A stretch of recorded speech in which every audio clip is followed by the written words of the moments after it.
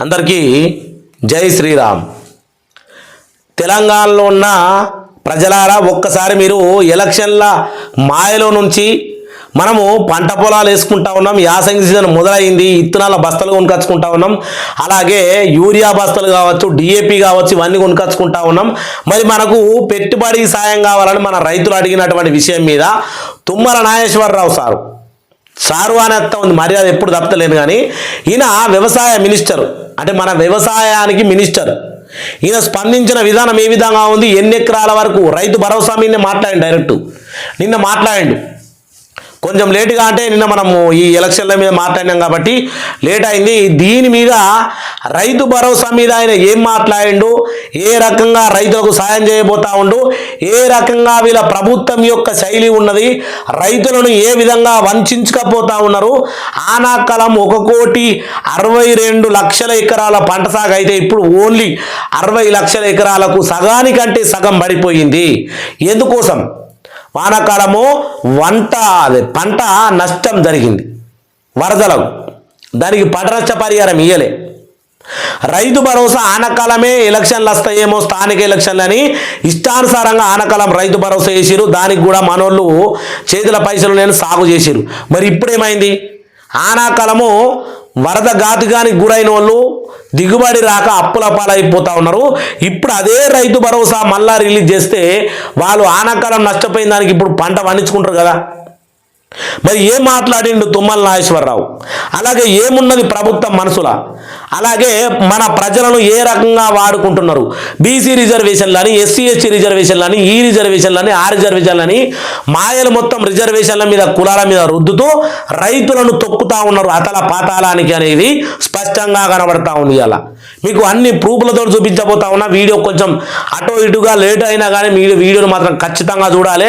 ముందుగా నేను ఎప్పుడు అడగలేను, ఇవాళ అడుగుతున్నా, ప్రతి గ్రూపులలో షేర్ చేయాలి ఈ వీడియో. ఎందుకంటే ఒక రైతు ఆవేదన ఎట్లుంటుంది, ఒక రైతు మాట్లాడితే ఎట్లుంటుంది. నాకు ఎకరంన్నర భూమి ఉన్నది, ఇవాళ నేను వడ్లు నానబోసిన దుకాణంలో పోయిన తిరిగి లెంకొని అడ్ల బస్తాలు ఎవి మంచిగా ఉంటే బాగుంటుంది, ఏ ఇత్తనాలు ఎత్తే దిగుబడి వస్తుందని ఎంత వెతుకులాడినా ఒక ఎకరం భూమి కోసం. మరి ఎకరం భూమి నష్టపోయిందని నేను ఎంత ఏడిసిన. ఒక రైతు ఆవేదనంగా ఏ విధంగా ఉంటుంది అనేది అందరికీ తెలియాలి. ఆ రైతు ఆవేద పడితే ఏ రాజకీయ పార్టీలు, ఏ జెండాలు ఏమి పని చేయి, ఏ ఎలక్షన్లు కూడా ఆడ పండి మోకాళ్ళ కాడ మొర్రు కానాలి రైతులకు. ఇది వాస్తవమైన విషయం. ఏ రైతుకు కూడా ఏ మందు, ఏ బీరు, బిర్యానీ కూడా అవసరం లేదు. పంట పొలంలో నిండు పంట చేను చూసినప్పుడు ఆయనకు అవన్నిటికంటే తిన్నదానికంటే ఎక్కువ ఆనందం కలుగుతుంది. అవునా కాదా అనేది కూడా మీరు కామెంట్ చేయాలి. ఇప్పుడు ఏమన్నాడు మరి తుమ్మల నాగేశ్వరరావు చూద్దాం ఒకసారి. ఈయన ఈ భూములకు మాత్రం సరేనట, ఏ భూములకు అనేది కూడా మీకు నిరూపిస్తాయి. ఇప్పుడు ఏ భూములకు సరే అంటా ఉన్నాడు, ఏ భూములకు ఏ పోతా ఉన్నాడు, మొత్తం మీద ప్రజలారా మీరు ఈ వీడియోను మాత్రం పూర్తిగా చూడాలి. ఈ యాసంగికి సంబంధించి నిన్ననే మాట్లాడినటువంటి అప్డేట్ ఇది.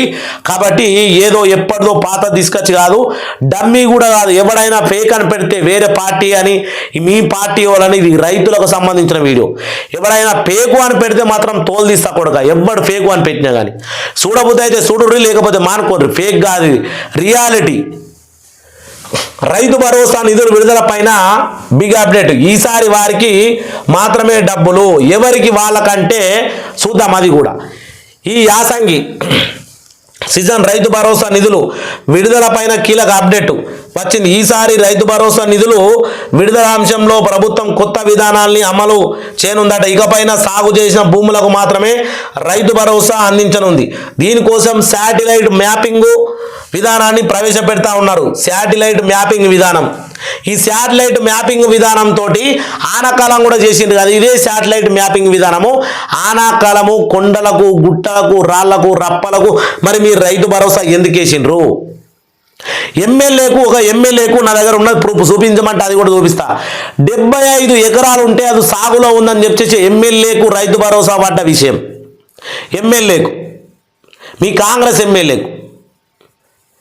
ఎమ్మెల్యేకు ఉన్న జీతం ఏమో 2,68,000 రూపాయలు. ఆయనకి ఏం దిక్కు లేదామని రైతు భరోసా చేసిరు. 75 ఎకరాలు ఉన్నది భూమి. ఇంకా ఏడయాడుందో తెలియదు కానీ ఒక సర్వే నెంబర్ గెలికితే వచ్చినటువంటి విధానం. అంటే 75 ఎకరాలున్న ఎమ్మెల్యే కూడా గరీబోడే, వానికి కూడా రైతు భరోసా వేయాలి.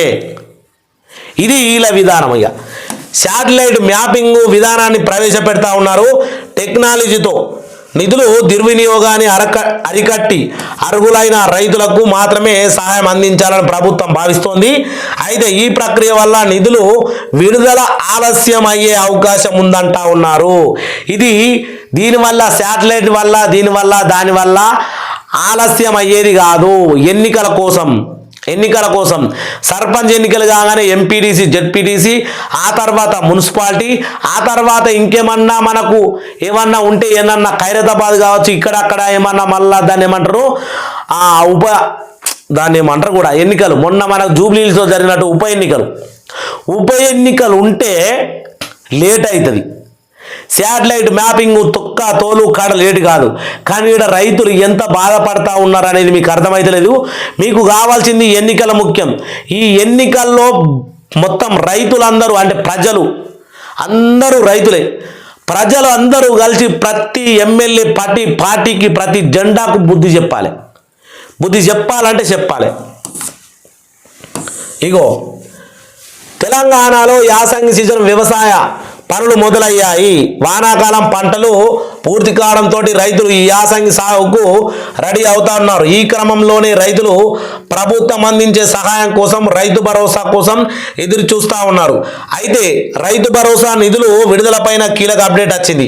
ఈ యాసంగి సీజన్ రైతు భరోసా నిధులు విడుదలపైన మంత్రి తుమ్మల నాగేశ్వరరావు కీలక ప్రకటన చేసిండ్రు. ఈసారి సాగు విస్తీర్ణం ఆధారంగానే రైతు భరోసా నిధులు విడుదల చేయాలని ప్రభుత్వం నిర్ణయించినట్లు తెలిపారు. అంటే రైతులు సాగు చేసిన భూమికి మాత్రమే రైతు భరోసా నిధులు జమ చేయనున్నారని, ఇందుకు గాను ప్రభుత్వము శాటిలైట్ మ్యాపింగ్ విధానాన్ని అమలు చేయబోతా ఉంది అని చెప్పుకొచ్చిర్రు. ఇంకా చూద్దాం మొత్తం ఎంత ఉంది ఏం కథ అని మొత్తం చూడండి మీరు. శాటిలైట్ విధానంగానే ఇన్ని రోజుల కోలే కేసీఆర్ కూడా రైతు బంద్ చేసిండా? సరే, ఈ 2 ఏళ్లలో వీళ్ళు శాటిలైట్ విధానం ఎన్నిసార్లు యూజ్ చేసిండ్రు? ఈ యాసంగి సీజన్లే శాటిలైట్ విధానం తీసుకొస్తా ఉన్నారు. అంటే దేనికోసము? శాటిలైట్ మ్యాపింగ్ ఒకవేళ చేసినట్టుంటే వేరే బీడి భూములకు రైతు భరోసా ఎట్లా పడ్డది ఆనకాలం? దానికి క్లారిటీ ఇవ్వాలి. ప్రజాప్రతినిధులకు కూడా రైతు భరోసా అవసరమా అంటే 75 ఎకరాలు, 50 ఎకరాలు, 100 ఎకరాలు సాగులో ఉంటే కథం రైతు భరోసా వేసుకున్నాడే. ఈ యాసంగి సీజన్కు సంబంధించి రైతు భరోసా నిధులు జమ చేసేందుకు గాను శాటిలైట్ ఇమేజియరీ ఆధారిత సాంకేతిక వ్యవస్థ శాటిలైట్ ద్వారా తీసిన ఫోటోలు, వీడియోల ద్వారా భూమిని కొలిచి సాంకేతికను అమల్లోకి తీసుకురావాలని మంత్రి తుమ్మల అధికారులకు ఆదేశాలు జారీ చేశారు. శాటిలైట్ మ్యాపింగ్ ఆధారంగానే లెక్కించిన తర్వాత రైతు భరోసా నిధులు విడుదల చేస్తామని తెలిపారు. దీనిపైన చర్చించేందుకు తుమ్మల నాగేశ్వరరావు బుధవారం సంబంధిత వ్యవసాయ అధికారులతోటి సమీక్ష సమావేశం నిర్వహించినట్టు మనకు గీడ కనబడతా ఉన్న ముచ్చట.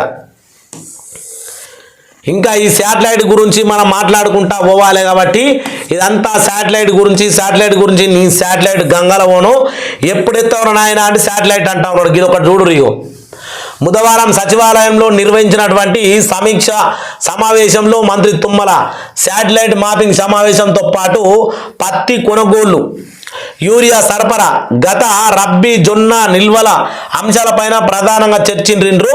రానున్న ఈ యాసంగి సీజన్కు సరిపడా మొత్తం 6 లక్షల టన్నుల యూరియా కావాలని కేంద్రానికి ఇప్పటికే కోరినట్లు తెలిపిండ్రు. ఇప్పటి వరకు రాష్ట్రానికి 3.5 లక్షల టన్నుల యూరియా వచ్చినట్లు తెలిపారు. రైతాంగం గిరే దీని గురించే గంట సేపైనా మాట్లాడగలను.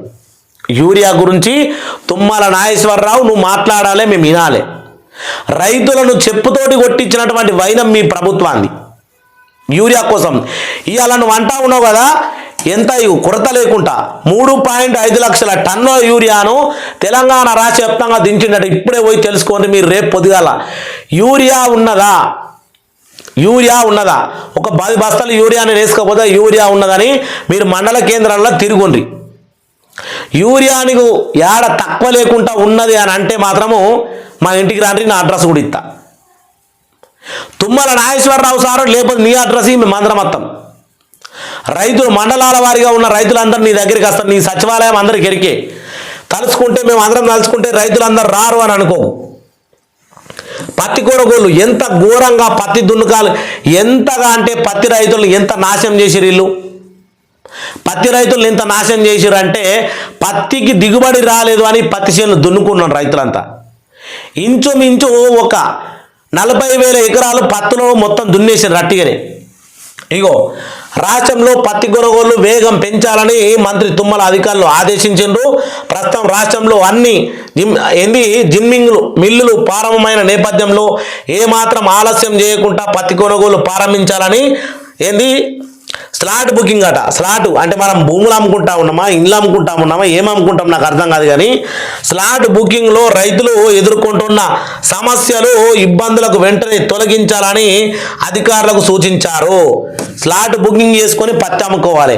రాను రాను వడ్లు కొనాలంటే కూడా మనము ఒక వారం రోజుల ముందే ఇంకేదైనా బుక్ చేసుకోవాల్సి వస్తుంది. రైతులను ఈ విధంగా స్లాట్ బుక్ చేసుకోవాలి. ఎందుకు బుక్ చేసుకోవాలి? స్లాటు ఆడికి రా, నువ్వు మార్కెట్ పెట్టు, డైరెక్ట్ ఏదైతే ఇప్పుడు వడ్లది సొసైటీ కేంద్రాలు, ఐకేపీ కేంద్రాలు ఎట్లా పెట్టినావు, వడ్లవి కావచ్చు, మొక్కజొన్నలే కావచ్చు, అన్ని మార్కెట్లలోకి తీసుకొచ్చి అక్కడనే చూసుకొని తూకం పెట్టి కొనుక్కో. స్లాట్ బుక్ చేయాలా? స్లాట్ బుక్ చేసిన టయానికి కూడా రత్తలేవు, స్లాట్ బుక్ అయితే లేవు. రైతులు మొత్తుకున్న స్లాట్ బుక్ అయితే లేవు. స్లాట్కు వివిధ రకాల నీ యొక్క డాక్యుమెంట్లు తీసుకురా, నీ విస్తీర్ణ తీసుకురా, ఇది తీసుకురా, నీ ఓటీపీ తీసుకురా అంటే తెలియని రైతులు, చదువుకోని వాళ్ళు, అమాయకులు ఎంత ఆగమవుతున్నారు అని బలిసిన మాటలు మాట్లాడుతూ ఉన్నారు. ఎందుకంటే మీకు అధికారం చేతిలో ఉంది కదా, ఇలా అధికారాన్ని దించాలంటే ఇగో ఈ రకంగా ఇప్పుడు యూరియా కోసం అన్నావు, ఆనాకాలం ఇగో యూరియా కోసము వచ్చినటువంటి రైతు పైన ఎస్ఐ దాడి. ఒక ఎస్ఐ తోటి రైతులను కొట్టించినావు నువ్వు నీ ప్రభుత్వం, యనమల రేవంత్ రెడ్డి మీరంతా కలిసి. ఉన్మాదం జరుగుతూ ఉంది ఈరోజు రైతుల మీద. ఒక ఏంది అంటే దండయాత్ర చేస్తూ ఉన్నారు మీరు. రైతులు తిరిగి దండయాత్ర చేస్తే ఎవరు కూడా ఉండరు, ఏ పార్టీ ఉండదు. 119 మంది ఎమ్మెల్యేలు కూడా రాజీనామా చేసి ఉరుకుతారు అనేది గ్యారంటీ. ఎవడు కాకి డ్రెస్ ఉన్నంత మట్టుకే కదా ఎస్ఐ అంటే. దిగొచ్చిన మీదికెళ్ళి బ్రహ్మదేవుని దగ్గరికి వెళ్ళి నేనైనా సరే పొడవా, ఎవరిని కూడా సారు అన్నదానికంటే రాబి అని మాట్లాడతలే కదా. రైతుల మీద ఎట్లా చేసుకుంటాడు? ఏ చట్టంలో ఉన్నది? చట్టం గురించి మాట్లాడతారు వీళ్ళు బాగా పోతే పోలీస్ స్టేషన్లకు. ఏ చట్టం ఉంది రైతులను ఒట్టుమని? ఏ ప్రభుత్వం ఇచ్చింది అధికారం? ఏ హోమ్ మినిస్టర్ ఇచ్చిండు వీళ్ళకు? చెప్పాలా మరి. ఆనాకాలం ఈ దుర్మార్గుడు చేసినటువంటి విధానానికి ప్రభుత్వానికి కూడా చెడ్డ పేరు వచ్చింది. మీకు కూడా సిగ్గుండాలి కదా. ఇటువంటి వాళ్ళు ఉన్నప్పుడు డైరెక్ట్ సస్పెండ్ చేసి వాడిని మళ్ళీసారి పోలీస్ స్టేషన్ అడుగు కూడా పెట్టనియద్దు. రైతులను కొడతాడు. రైతులందరూ తిరిగి కూర్తే ఏమవుతుండే? అక్కడ కాకి డ్రెస్కు విలువిచ్చారు. ఎంతమంది ఉన్నారు చూడండి ఒకసారి. ఇయో గింతమంది గుంపులో నిలబడ్డాడు కదా, అందరూ కలిసి గుద్దుతో ఏమవుతాడు అంటే అంత ఆవేశం ఉండే అప్పుడు యూరియా దొరకక. నువ్వు శాంతి పరచాల కానీ రైతులను కొడతావు బాగా బలిసి కాకపోతే. ఇట్లా మీ ఇష్టానుసారంగా పేర్ల కోసము 4,000 కోట్లు టీఎస్ నుంచి ఉమ్మడి పాలనే బాగుందని మనదేంది రాష్ట్రాలు విడిపోయేది లేకుండే. అరే నీ అమ్మ ఎందుకు విడిపోయినాం రా బాబు, ఇప్పుడు మనం అందరం ఒకతాడు ఉంటే బాగుంటుండే అని ఇప్పుడు సార్కు యాదికత్తా ఉందట. మరి తెలంగాణ కోసము ఎంతోమంది అమరులై చచ్చిపోయినరు, వాళ్ళ కుటుంబాలు అనాథలు అయిపోయినాయి. మరి అప్పుడు వాళ్ళు చచ్చిపోకముందే నువ్వు చెప్తే అయిపోవు కదా. 69 ఏళ్ల కోలే మనోళ్ళు తెలంగాణ ఉద్యమం పోరాడుతూ ఉన్నారు. మరి నీకు ఆనాడు ఎటువైన కళ్ళు కనవలేవా? ఇది ఇట్లుంటుంది కథ. మీ యొక్క ప్రభుత్వాన్ని ఈ రకంగా ఉంటుంది. ఏది క్షమించినా కానీ ఒక గిసొంటి ఉన్మాదాలను క్షమించాం మేము. రైతులను పోలీస్ స్టేషన్లో పోతే కూడా సార్ నేను రైతులంటే నన్నే అన్నాడు ఒకడు. ఇంతకు ముందు ఒక్కోడు అంటే వాడు నాకు ఇచ్చినటువంటి మర్యాద నేను మనకి ఇవ్వాలి అంతే. అందరిని అంటలేము. రైతులు అంటే అందరు రైతులని కాదు, పోలీసులు అంటే అందరు కాదు. అందులో ఎవడైతే లపూడు పని చేస్తాడో వాడినే. ఒకటి జరిగింది. నేనేమో ఏంది ట్రాక్టర్ పై వేసుకొని వెళ్ళిపోతా ఉన్నా. ట్రాక్టర్ పై నాటేస్తా ఉన్నాం. అర్థం చేసుకుంటారు రైతులకు, అర్థమవుతుంది బాధ. ముందటి ట్రాక్టర్ పై పంక్చర్ అయింది. పంక్చర్ వేసుకోరానికి ఒక సిటీకి పోవాలి 10 కిలోమీటర్ దాటి. మధ్యలో చెకప్ జరుగుతూ ఉంది. పంట చేనులకి వెళ్ళి డైరెక్ట్ డ్రైవర్ ట్రాక్టర్ పై ఇప్పుకున్నాడు, నేనేమో దున్నించుకుంటా ఉన్నా చేను. మాదే నాటేస్తా ఉన్నాం, ఆడులు వచ్చిండ్రు, కొంతకాడికి రొప్పిండు ఒక పయ్య మీద, తర్వాత బండిని పక్క పెట్టి పంక్చర్ చేయించుకద్దామని వెళ్తా ఉంటే నీ లైసెన్స్ ఏది, నీ ఆర్సీ ఏది, నీ హెల్మెట్ ఏది, నీ కథ ఏది, నీ తాదంటే సార్ ఒకసారి నా అవతారం చూడు, ఆ మనిషి అవతారం చూడు, మేము రైతులము శీలకెళ్ళి వస్తా ఉన్నాం, నాటెత్తున్నాము, బాగా అర్థం చేసుకోంటే నువ్వు రైతు అయితే ఎవరి కోసమో, నువ్వు రైతు అయితే ఏంది, అరే నీ పైన ఇర్రే అని నన్ను నిలబెట్టి బండికి వెనుక పైన వేసినటువంటి దుర్మార్గుడు నీకు అసలు అంటే ఆడ అదే ప్లేస్లా నీ తల్లిలో నీ కుటుంబ సభ్యుడో ఎవడో ఉంటే కూడా అదే పరిస్థితిగా చేస్తావా? ఆ పరిస్థితిలో పైన వేసేదేనా? మీరు ఒకసారి కింద కామెంట్ చేయాలి. ఎమర్జెన్సీగా పోతా ఉన్నామంటే కూడా ఉన్మాదం అయిపోయింది. వీళ్ళకు కాకి డ్రెస్లో ఉన్న వాళ్ళకు అదుపులు ఇచ్చు లేదు కావచ్చు, ఉన్మాదం అయిపోయింది మొత్తానికి. ప్రజల మీద కావచ్చు, రైతుల మీద కావచ్చు, మామూలు వాళ్ళు కనబడితే వాళ్ళని ఇష్టానుసారంగా మాట్లాడతారు కూడా. నేను ఓన్లీ ఇప్పుడు నా సిచ్యువేషన్ జరిగినటువంటి విధానం మీద మాట్లాడుతున్నా. ఇటువంటి సిచ్యువేషన్లు తెలంగాణలో ఎంతమందికి, ఎన్ని వేల మందికి జరుగుంటాయో తెలియదు. ఇక రైతు అంటే నన్ను అన్నాడు, రైతు అంటే నువ్వేమన్నా గవర్నమెంట్ ఎంప్లాయీసా, రైతు అంటే నీకేమైనా హోదా ఉన్నట్టు మాట్లాడుతున్నావురా, రా అని మాట్లాడితే నేను కూడా రా అని మాట్లాడచ్చు. కన్నడ కాకి డ్రెస్ మాత్రమే అర్థం ఉంది, నాకు ఉంది కదా నోరు, నాకు కూడా దేవుడు ఇచ్చింది కదా. మర్యాద ఇయ్యరు అంటే నేను ఆడ అగాధం ఎటో పోతున్నా, పండుగకో పాపానికో పోతున్నా, నాకు హెల్మెట్ లేదు, లైసెన్స్ లేదు, ఏమీ లేదంటే ఓకే. నేను పోయేది వ్యవసాయం చేసుకునే చేళ్ళకి వెళ్ళిపోతా ఉన్నా డైరెక్ట్, నా పని గడకెక్కించుకోవాలని. మరి ఆ పని నాటేసుకుంటేనే నేను బతుకుతా, కుటుంబం నేను ఉంటా. నీకు అప్పుడు హెల్మెట్ కావాలంటే, నా ప్రాణం కావాలంటే ఫస్ట్ నేను నాటేసుకోవాలి కదా, నేను బతుకుండాలని ఇక్కడ బువ్వ తినాలంటే నాటేసుకోవాలి కదా. అవే బదులు మీ ఇళ్ళలో కూడా అత్తా ఉన్నాయి కదా. ఇలా గిరి కథ. రైతుల మీద ఉన్నటువంటి ప్రభుత్వంకు ఉన్న ప్రేమ, కొంతమంది ప్రభుత్వ అధికారులకు ఉన్నటువంటి ప్రేమ ఎవ్వారము ఇది జరుగుతూ ఉంది. ప్రజలారా రేపు ఈ వీడియో ఇవాళ మనకు అప్లోడ్ అయిన తర్వాత ప్రతి గ్రూపులలో షేర్ చేసి దీన్ని వైరల్ చేయాలి. విచ్చలవిడిగా మనం తాగితే తాగుదామా ఊదామా, కానీ దీన్ని వైరల్ చేస్తే అందరికీ కొంచెం కన్ను తెరుస్తాయి. ఏం జరిగింది మన కానకాలం, కుక్కల లెక్క యూరియా కోసం ఎట్లా ఎగబడ్డాం అనేది యాద్ చేసుకుంటే ఇప్పుడే కళ్ళకు నీళ్ళొస్తాయి. ఆ రోజులు గుర్తుకొస్తాయి, మొన్ననే అంతా. అందరికీ జై శ్రీరామ్, జై తెలంగాణ రైతన్న, జై జై రైతన్న.